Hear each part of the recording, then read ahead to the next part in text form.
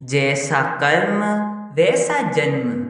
गरुड़ पुराण के अनुसार हर जीव का पुनर्जन्म होता है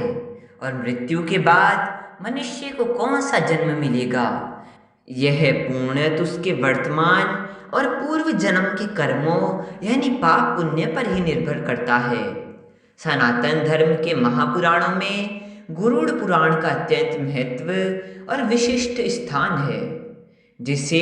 अमूमन किसी व्यक्ति की मृत्यु के बाद उसके आत्मिक कल्याण के लिए पढ़ा जाता है। इस महापुराण में जगत के पालनहार भगवान विष्णु और उनके वाहन पक्षीराज गरुड़ के बीच हुए गूढ़ संवाद के माध्यम से जन्म, मृत्यु, यमलोक की यात्रा, नरक के कष्टों तथा उसके बाद मिलने वाली विभिन्न योनियों का विस्तार पूर्वक और भय पैदा करने वाला जीवंत वर्णन मिलता है। शास्त्रानुसार जब तक शिशु माता के गर्भ में रहता है तब तक उसे अपने पिछले जन्म के सारे कर्म, पाप और पुण्य भली भांति याद रहते हैं और वह गर्भ के कष्टों से दुखी होकर ईश्वर से यही प्रार्थना करता है कि हे प्रभु, इस बार मुझे यमलोक से मुक्त करो। पृथ्वी पर जाते ही मैं केवल सत्कर्म करूंगा और आपका नाम जपूंगा। किंतु जैसे ही वह शिशु इस मृत्यु लोक पर जन्म लेता है, वैसे ही भगवान की माया और सांसारिक मोहजाल के प्रभाव से उसकी वह दिव्य स्मृति पूरी तरह लुप्त हो जाती है और वह फिर से इसी संसार के ताने बाने में उलझ जाता है। गरुड़ पुराण और कठोपनिषद में स्पष्ट उल्लेख मिलता है कि मनुष्य धरती पर जो कुछ भी अच्छे या बुरे कर्म करता है, उसकी बारी बारी से सजा या पुरस्कार उसे अवश्य भोगना पड़ता है। अच्छे कर्मों से जीव स्वर्ग का सुख भोगता है और बुरे कर्मों के कारण उसे नरक की धधकती आग और कष्टों का सामना करना पड़ता है, जिसके बाद बची कुची सजा काटने के लिए उसे पृथ्वी पर निकृष्ट योनियों में भेजा जाता है। कर्मफल के इस अटूट और आकट्य सिद्धांत के अनुसार जो संतान अपने बूढ़े माता पिता को कष्ट पहुंचाती है या जो मनुष्य अपने ही सगे भाई बहन को संपत्ति अथवा किसी भी कारण से प्रताड़ित करता है,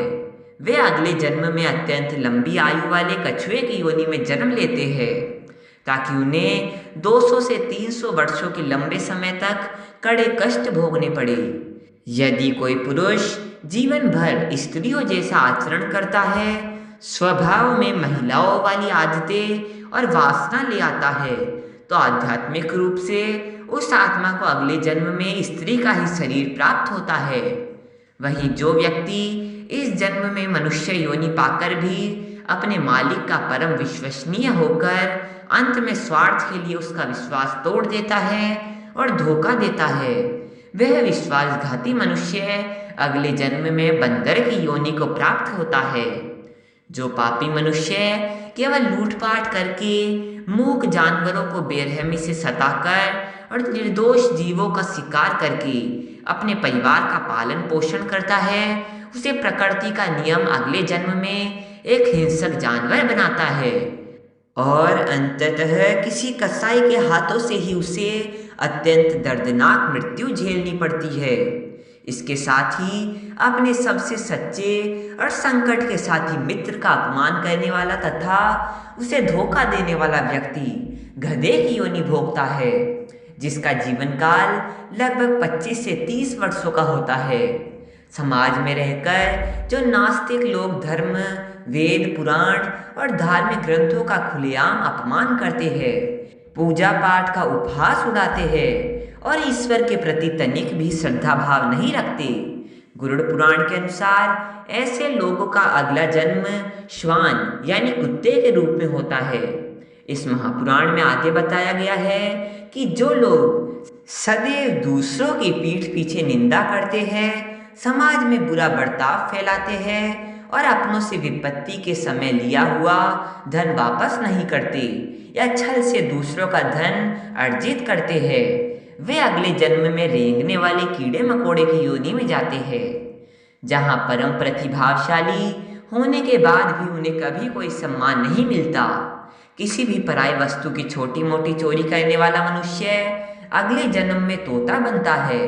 परंतु जो लोग सुगंधित पदार्थों, इत्र या कीमती औषधियों की चोरी करते हैं, वे सीधे छछूंदर के रूप में जन्म लेते हैं। अपनी चालाकी और धूर्तता के बल पर समाज के सीधे साधे लोगों को मूर्ख बनाकर ठगी करने वाले और अपना उल्लू सीधा करने वाले दुष्टों को मृत्यु के बाद पहले नरक में घोर यातनाएं मिलती है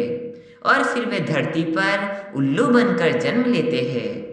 गरुड़ पुराण के अनुसार जो पुरुष अपनी मर्यादा भूलकर पराई स्त्री से शारीरिक संबंध बनाता है, उसे नरक की वैतरणी नदी और खोलते तेल में तपाया जाता है, जिसके बाद उसे एक के बाद एक कई निकृष्ट योनियों का कष्ट भोगना पड़ता है। वह सबसे पहले भेड़िया बनता है, फिर कुत्ता, उसके बाद सियार, गिद्ध, सांप, कौवा और अंत में बगुला बनने के बाद ही उसे फिर से मनुष्य का तन मिलता है। ठीक इसी प्रकार जो विवाहित महिला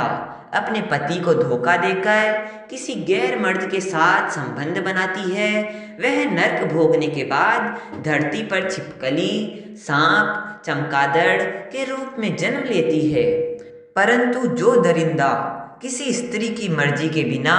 उसके साथ जबरदस्ती या दुष्कर्म करता है, उसे नरक की भयानक यातनाएं काटने के बाद मनुष्य योनि में किन्नर के रूप में जन्म लेना पड़ता है, जहां समाज में उसे सदैव उपेक्षित रहना पड़ता है। वाणी और व्यवहार के दोषों पर प्रकाश डालते हुए गरुड़ पुराण कहता है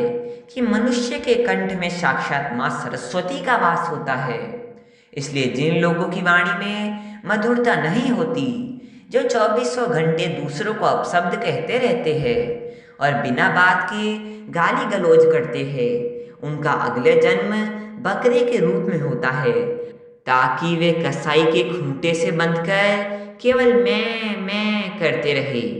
समाज के सामने अपने ही बड़े भाई का अपमान करने वाला और उसे लज्जित करने वाला व्यक्ति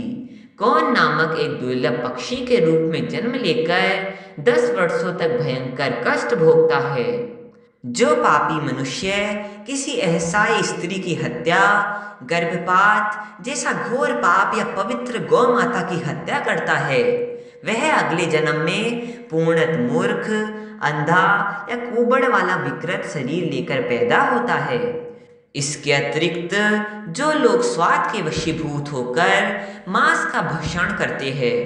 उन्हें अगले जन्म में अंगों से संबंधित असह्य बीमारियां और अपंगता मिलती है। मदिरा पान करने वालों के दांत अगले जन्म में कोयले जैसे काले होते हैं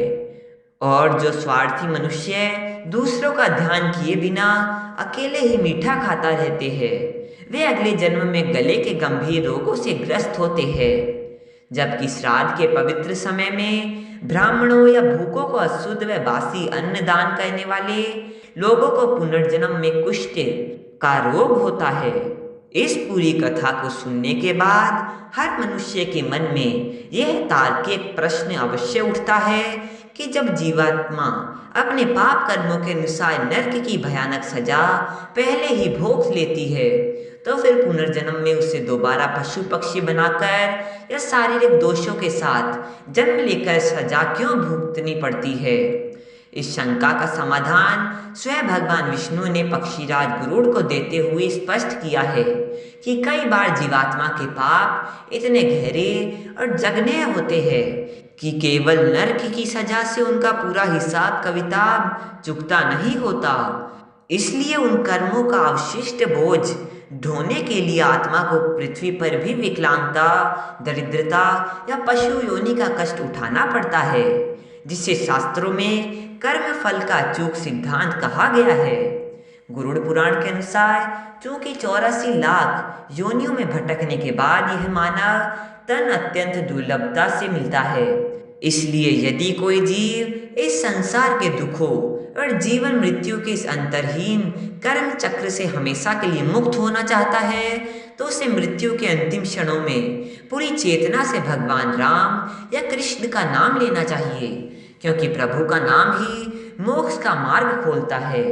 इसके साथ ही मनुष्य को अपने इस वर्तमान जीवन में निरंतर ईश्वर की अनन्य भक्ति, परोपकार और सत्कर्म करने चाहिए। यदि कोई जिज्ञासु व्यक्ति अपने पिछले जन्मों के रहस्यों के बारे में जानने की तीव्र इच्छा रखता है, तो शास्त्रों में जाति स्मरण नामक एक योग प्रयोग बताया गया है।